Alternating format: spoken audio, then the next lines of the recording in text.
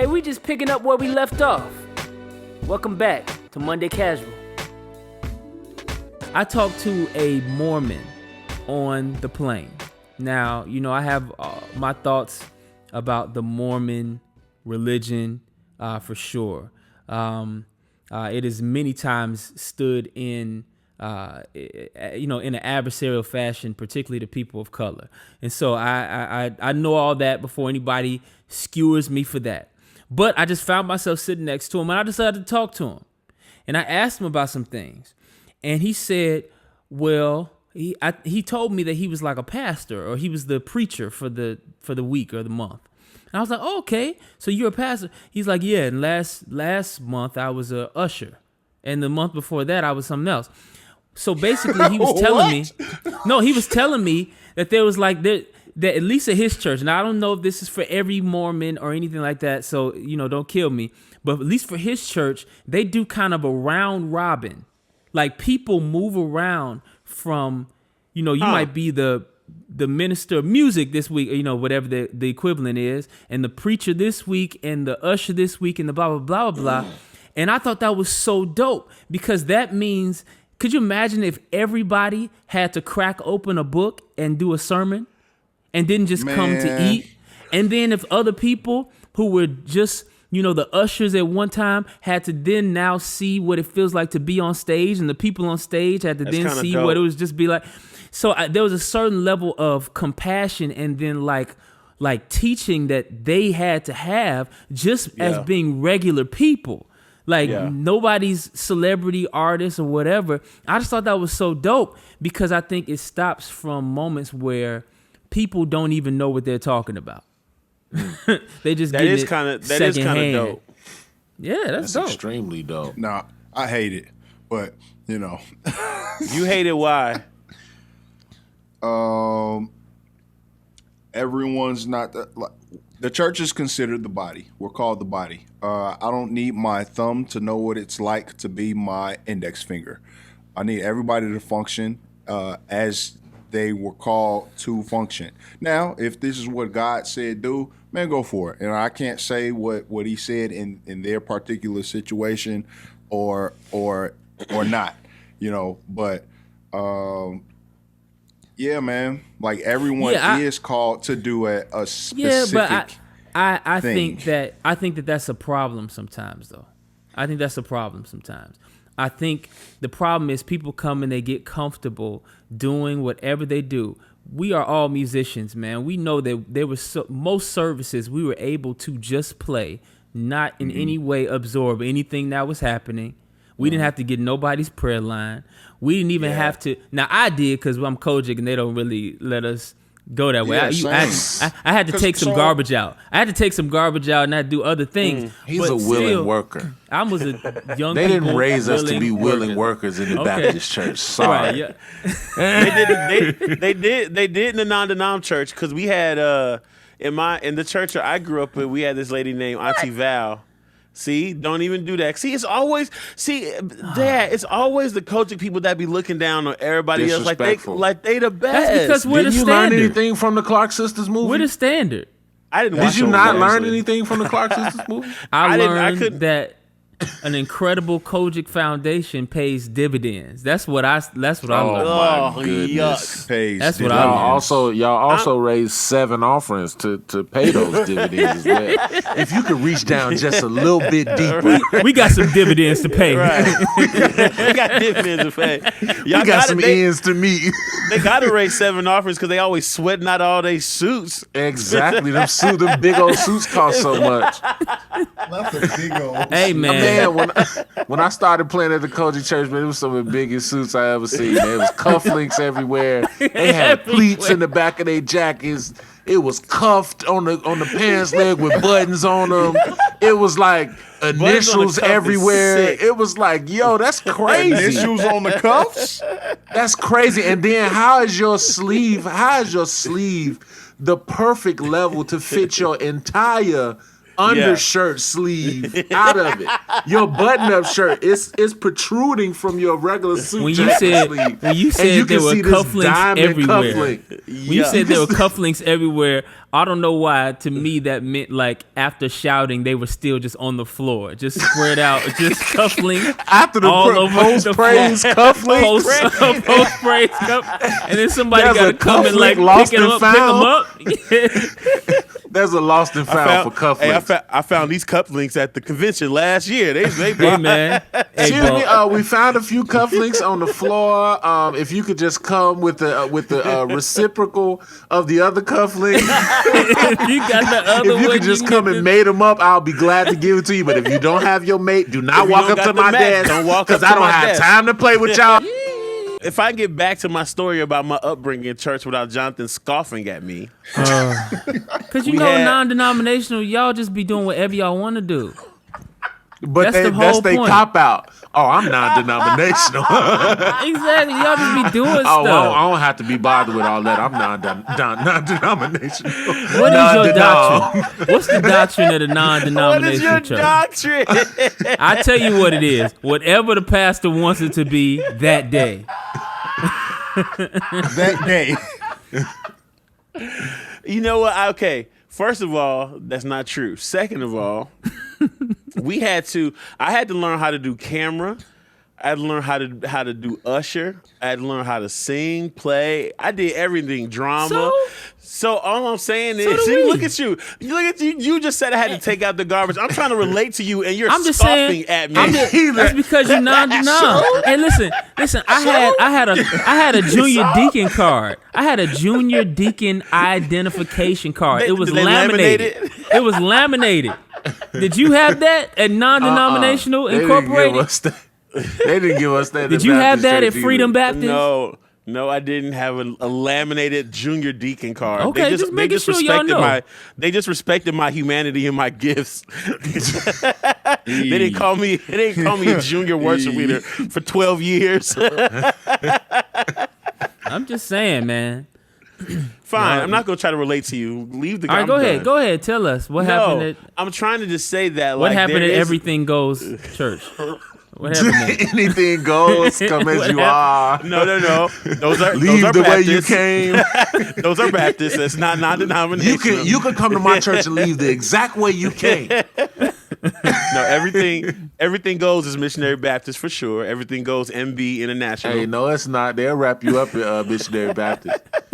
With My somebody uncles smoking a square was telling me outside. I was too loud. They don't play that. My uncles was on the other side of the deacon board, like, y'all too loud.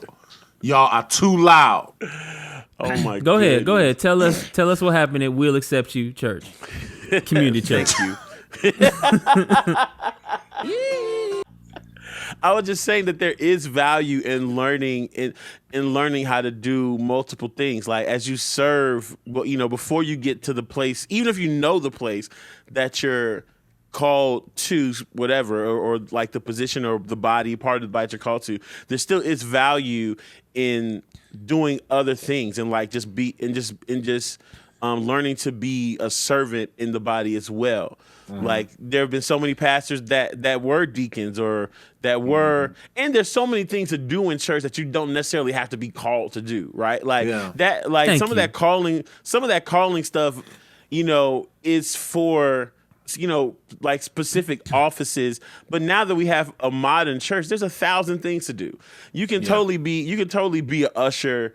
Like, ain't nothing. That's what I'm saying. Usher was not part of the fivefold. Like, like you don't have to be called children's to usher. director or facilities. Yeah, Everybody can do that. Not everybody for can sure. do that. But I'm just saying, and that's not to say something to the ushers. That's to say something to the people on the pulpit that feel like they are superstars.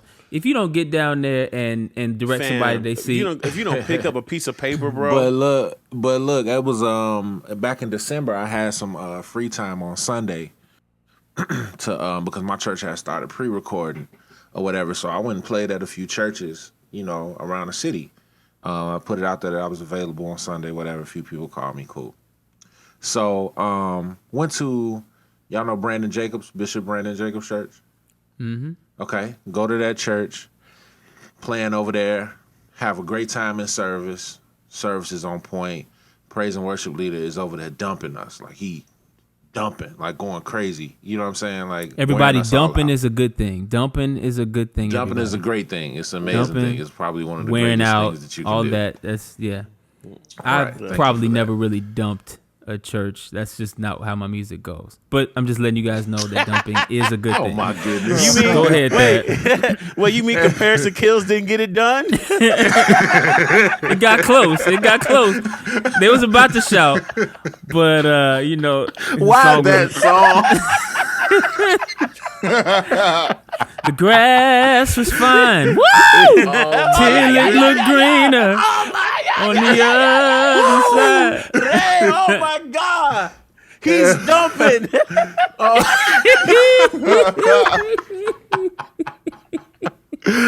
my goodness. Hey yo, so look, the praise and worship leader is wearing us out, okay? Like for real. So I ended up going back the next week to play. And that very next Sunday, the entire praise team had turned into like the media team and usher board and whatever else. And I felt like that was so amazing because to me, this dude that's in the middle aisle on the camera this next Sunday, the previous Sunday, he was the MVP. Wow. You get what I'm saying? Like he was the guy. You know what I mean? Like I wasn't paying attention to the church like that to know that they had that many people to pull on. Mm-hmm. So when I saw it, I automatically anticipate him walking up to get a mic or whatever. He's standing in the middle aisle on camera one. Wow. And it's That's good. That's one of those And Baptist it's good. things. Be ye also ready. So I really, it put me in a different mindset with Brandon Jacobs. Like, yo, you don't, like, this is good. This is good old school, like, teaching. Like, yo, it don't matter how good you think you are. You can be wearing us out, you know, this week, the next week. Make sure you on your post. Make sure you on time. We got a media meeting after this. We doing this. We coming together on this. Like, be there. You know what I'm saying? It teaches that the presence of God, it teaches that atmosphere that's conducive to people getting healed and encouraged is not contingent on one dude. It's a team effort. Yeah. My friend Allende, y'all know Allende, Leon, you were at the roast. That guy, best friend from high school. You know what I'm saying? Like, super cool guy. Super cool dude. House. He's a great guy. He's a great dude. And so he did my roast, and I put the roast up on YouTube for a second. I took it off because you know I wanted to cover everybody a little bit more. The edit, just the edit. And so anyway, they had him up there, and you know, that's another industry relationship Jonathan ruined. Man, I'm sorry, Jono. That was my bad, man. My bad. Yeah. Anyway, I'm good. Right, but anyway, the whole point is, so Allende is a very well respected guy in particular circles, like particularly like the black, you know, African diaspora, you know, Kwanzaa poetry, that type of world. Conga playing, you know what I'm saying, djembe playing, you know what I'm saying, like he is like well respected in that world. He's actually over Real Men Charities. Have you ever heard of Real Men Cook and all the other stuff? Like he's the president of that thing. He's well respected, and he's a true extrovert, loves people, and people love him. I put that roast up on the internet, and you had all these YouTube comments calling him things that he just was not and is not. Calling him stuff that it was blindsiding for him, because he was just like, whoa, like these are things that he's never had to think about. He's never had to think that anybody would even look at him in this way. Wow. And all of a sudden, just seeing all those opinions, he has such a different respect for me and all the people that have to deal with all this stuff. Because people don't realize how all these crazy opinions flying around, even if you strong enough and you know the truth about yourself, it still makes you a little self-conscious. You know what I'm saying? Yeah, it's like, dang, what am I doing to make them think that? You know what I'm saying? Right. Or, dang, I didn't realize my head was that big. I didn't even know my ears were misshapen like that. Like people who just sit there off stage and they consume what's going on stage and have opinions about that. Man, I just wish they could get like a week traveling around with a guitar on their back, walking a mile in the airport, getting off and going to a place that is full of, yes, there's a lot of applause that comes with it, but man, there's a lot of other stuff, and even the applause will make you self-conscious. I just wish that the people in the pews just had a moment. I don't know how that's gonna look. I don't know how we make that happen. I think it would look horrible. I think it would look bad. But I hear you. I'm just saying it might look bad. Go down in flames, Dad. No, they definitely will go down. Down in for flames. sure. Mayday. Black Box, where are you? Just for a second. Just as I'm saying, just for a second, because all Allende had to do was see one time of one video on YouTube and how people just went in and were so sure about things that were just not true at all. They knew him. They just knew him all the way. I mean, like they had him pegged. You know what I'm saying? Yeah. The first time I did Sunday Best, like I went on Twitter, like, okay, man, that wasn't too bad. Like they didn't change my words or nothing. I was like, whoa. Yeah, killed you. What did I do? You know Actually, they're still killing you. Right. Like, man, they're still killing you. What, these are things that growing up, your brothers and people that you know, like that don't even come up. But as soon as you get to a pool of people that just have straight up opinions in their own context and their own ideas of how things are supposed to look and their own desires and whatever and church hurts and whatever, they project that all on you. And I would just love for, and I know we keep saying ushers, but by ushers we're speaking to we're generalizing. Yeah, just generalizing. Lay members, ushers, people who are working or are part of the church experience, but not necessarily on stage. Sometimes, or part of the gospel music industry, they're buying and consuming the stuff but not making the stuff and performing the stuff. They're not the ones that have to sacrifice their life and their social media to make sure that they are accurately representing Christ. They're not the ones existence, bro. They're not the ones that sit there and say, man, I want to do a podcast with three of my guys and so we can have fun and talk about stuff, but man, let me make sure I don't say something that's even mildly offensive to the people that love to be so dang on offended. Why? Because there are some people that are so saved they see God everywhere, and then there are other people that are so saved they see the devil everywhere, and we have to deal with those people. There's always a conversation where I say you have to count up the cost, because at some point Jesus said it. Jesus said it and lived it. Paul said it and lived it. All the disciples, then apostles lived it. Amen. It's the cost, bro. Like there's no safe way to do it. God is good. He's not safe. And so like that was good. Oh, like it's true though. Like God is good, but God is good. He's not safe in this road. Jesus tried to tell us as many times as we would listen.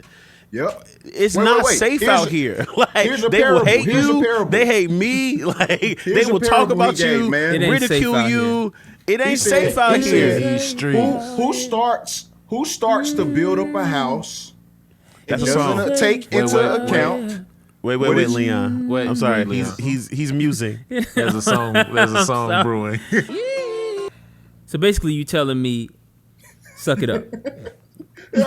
Basically, what y'all saying is, not suck man it up, up. But you know what? No, I'm taking that because that's the truth. That's the truth. Yep. Skip all y'all. Some Christians have it worse. And I ain't gonna chip.